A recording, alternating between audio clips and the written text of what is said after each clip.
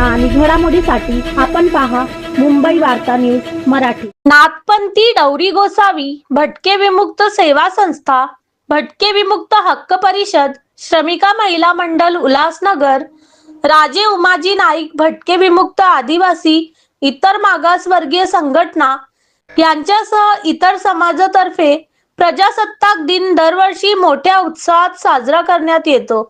त्याचप्रमाणे यंदाही भारत देशाचा 77वा प्रजासत्ताक दिनानिमित्त अंबरनाथ भाजी मार्केट जवळ सर्कस मैदान या ठिकाणी ध्वजारोहण व मुलांना खाऊ वाटप व महिला उद्योग केंद्राचे उद्घाटनाचा कार्यक्रम आयोजित करण्यात आला होता।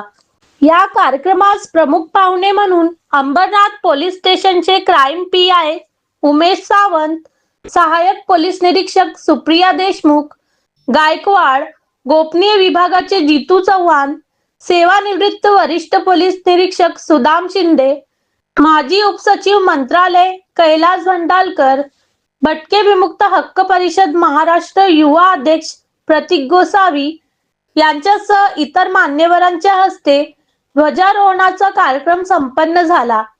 यावेळी बऱ्याच भटके विमुक्त समाजाने मोठ्या संख्येने उपस्थित राहून कार्यक्रमाचा लाभ घेतला। त्यानंतर श्रमिका महिला मंडल उल्हासनगर आणि सहेली महिला उद्योजक केंद्र यांच्या संयुक्त विद्यमानाने नाथपंथी डवरी गोसावी भटके विमुक्त सेवा संस्था अंबरनाथ यांच्या प्रकल्प हुनर अंतर्गत महिलांसाठी स्वावलंबन सिलाई प्रशिक्षण वर्ग सुरू करण्यात आला आहे। या उपक्रमाचे अंबरनाथच्या नगराध्यक्षा तेजश्री विश्वजित करंजुले पाटील यांच्या हस्ते उद्घाटन करण्यात आले। सदर कार्यक्रमादरम्यान प्राध्यापक सखाराम धुमाळ, अप्पर सचिव अजित तायडे, सुरेश शिंदे, सुरेश साळुंके, सुशांत जाधव, किशन भोसले, विवेक गोसावी, श्रमिका महिला मंडल अध्यक्ष मनीषाताई झेंडे, सहेली महिला उद्योजक केंद्र संस्थापक जयप्रकाश बैसाने, राणी बैसाने, संगीता पतंगे, संध्या इंगळे, द्वारकाबाई हजारे, प्राची कदम, आकाश जाधव, सुरेश जाधव, बाबू डुकरे, राजू राठोड, परशुराम कुराडे, अशोक इंगोले, लक्ष्मण इंगोले, सोमनाथ इंगोले, शंकर भोसले, सुनील सकट, अमर भोसले, राजू जाधव, पत्रकार जाफर वनू, विकास जगताप, गौतम वाघ यांच्यासह अंबरनाथ व ठाणे जिल्ह्यातील सर्व पदाधिकारी उपस्थित होते। मुंबई वार्ता प्रतिनिधी अंबरनाथ। भारताच्या प्रजासत्ताक दिनाच्या सर्वांना खूप खूप शुभेच्छा। आपल्या समाजातर्फे पोलीस स्टेशन मार्फतीने ध्वजारोहण कार्यक्रम आयोजित केला, याबद्दल आम्ही सर्व पोलीस प्रशासन आपले आभारी आहोत। ध्वजारोहण कार्यक्रम छानरित्या संपन्न झालेला आहे। सर्व माननीय आपल्या समाजाचे तसेच आमचे पोलीस प्रशासनातून रिटायर झालेले शिंदे साहेब हे सर्व कार्यक्रमाला उपस्थित होते।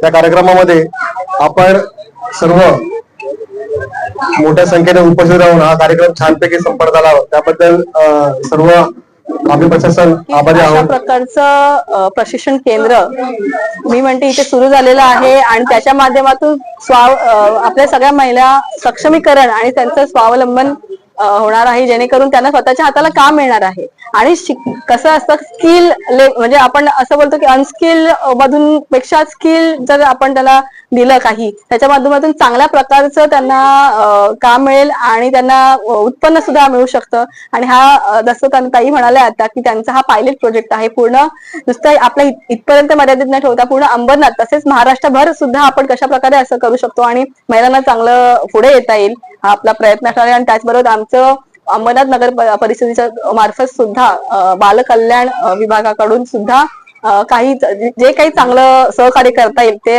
सहकार्य करण्याचा आमचा पूर्ण प्रयत्न असणार आहे। थोडे दिवसापूर्वीच माझ्याकडे इंगोले साहेबांनी पाण्याचा प्रश्न घेऊन आले होते।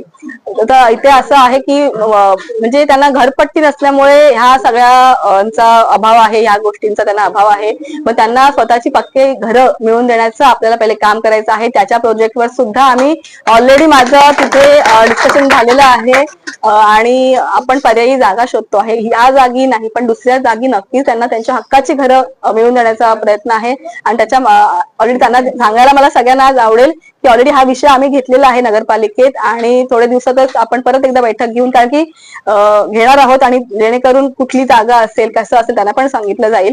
आणि मला एक सांगायला सगळ्यांना आनंद होतोय आज की मला आमच्या अधिकाऱ्यांनी सांगितलं की हा जो समाज आहे, इथले जे सगळे वस्तीतले लोक आहेत हे रेडी आहेत स्थलांतरणासाठी सुद्धा. त्याच्याबद्दल सुद्धा त्यांचा मी आभार व्यक्त करते की त्यांच्याकडनं एक पॉझिटिव्ह आलं की एक आलेला आहे आम्हाला संदेश की आम्ही स्थलांतर करण्यासाठी रेडी आहोत, तर तुम्ही पण आम्हाला ती जागा द्या. बऱ्याच वेळेला असं होतं की आम्ही इथून हलणार नाही आणि मग सगळंच मिळू शकत नाही एका ठिकाणी. त्याच्यामुळे तुमचे पण खरंच आभार आणि चांगल्यात लवकरात लवकर तुमचं कसं घर तुम्हाला मिळेल याचा प्रयत्न आम्ही करणार. गौरी गोसावी संस्था आणि भीमराव इंगोले दादांचा हा संघर्ष आहे.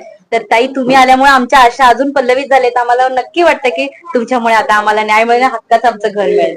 माझं सांगणं हेच असेल, थोडा वेळ लागतोय काही गोष्टी व्हायला, पण त्या कायदेशीर झाल्या पाहिजे जेणेकरून तुम्हाला पण त्रास नको आणि आम्हाला म्हणजे बोट ठेवता आलं नाही पाहिजे कुठल्याही गोष्टीवर. आणि त्याला विरोध होईल नाही होईल ते वेगळी गोष्ट झाली, पण आमचं असेल की ज्यांना गरज आहे त्या गरजूंना त्यांच्या हक्काचं घर असेल किंवा त्यांच्या जसं आपण काम देतोय त्या हक्काचं त्यांचं मिळालं पाहिजे हा प्रयत्न कल्याण विभागाकडून जी पॉसिबल मदत आहे ती आपण करणारच आहोत.